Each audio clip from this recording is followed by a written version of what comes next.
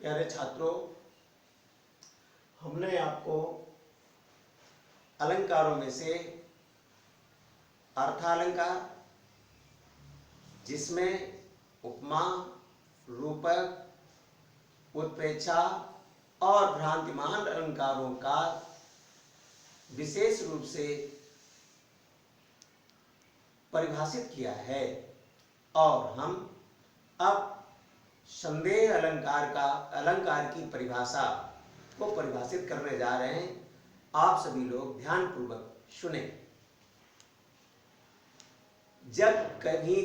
जब किसी काव्य पर या साहित्य पर किसी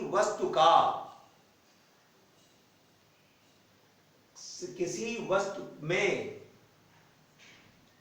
या उसी के समान दूसरी वस्तु का संदेह हो रहा हो, उसमें निश्चयात्मक का अभाव हो,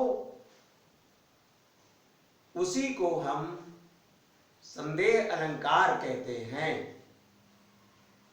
प्यारे छात्रों, पहली बात, एक वस्तु दूसरी वस्तु उसी के समान हो तो उसमें यह संदेह हो जाए कि प्रथम वस्तु कौन है, और दूसरी में संदेह हो जाए उसी के समानता में, निश्चयात्मक का अभाव हो जाए, निश्चयात्मक सिद्ध ना हो पा रहा हो, निश्चयात्मक वस्तु का ज्ञान ना हो पा रहा हो, उसे हम संदेह अलंकार कहते हैं। जैसे कैदों व्योम वीथिका भरे हैं बूढ़ धूम केतु, कैदों चली मेरुते कृशानु सरिस भारी है। प्यारे छात्रों, केशवदास ने इन पंक्तियों को अपने लंका दहन में लिखा है कि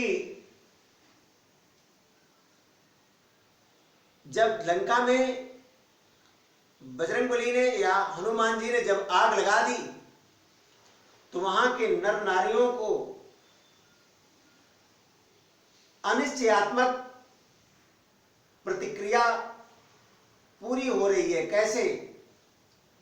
जब आकाश में देखते हैं तो ऐसा लग रहा है कि वहां पर पुच्छल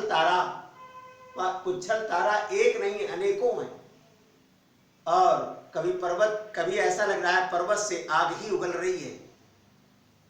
तो ऐसा प्रतीत होने पर निश्चय नहीं हो पा रहा, इसलिए निश्चयात्मक का अभाव हो गया, संदेहात्मकता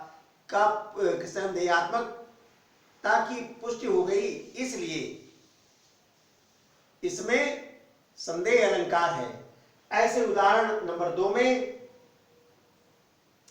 सारी बीच नारी है कि नारी बीच सारी है, सारी ही की नारी है कि नारी ही की सारी है। जब दुर्योधन द्रौपदी की साड़ी या जब खींची जा रही है महाभारत के उपरांत, तो वहां पर ये दुशासन ये सिद्ध नहीं कर पा रहा, यहां पर अनिश्चयात्मक सिद्धता हो रही है कि सारी ही की नारी है कि नारी ही की सारी है। ये निश्चय नहीं हो पा रहा कि सारी की नारी है कि नारी ही की सारी है। इसमें दोनों में संदेहास्पद वाक्य हैं, संदेह हो रहा है दोनों में से, नारी की सारी है कि सारी की नारी है, इसलिए ये संदेह अलंकार होगा। इसलिए यहां पर संदेह अलंकार की पुष्टि होती है, अतः ये संदेह अलंकार है। प्यारे बच्चों, हमने आपको संदेह अलंकार की परिभाषा को परिभाषित किया। अगर समझ में आ गया हो, लाइक सब्सक्राइब अवश्य करें, और शेयर ज़्यादा से ज़्यादा करें, जिससे और भी छात्रों छात्र छात्राओं का ज्ञान या जानकारी पूरी हो सके। Thank you.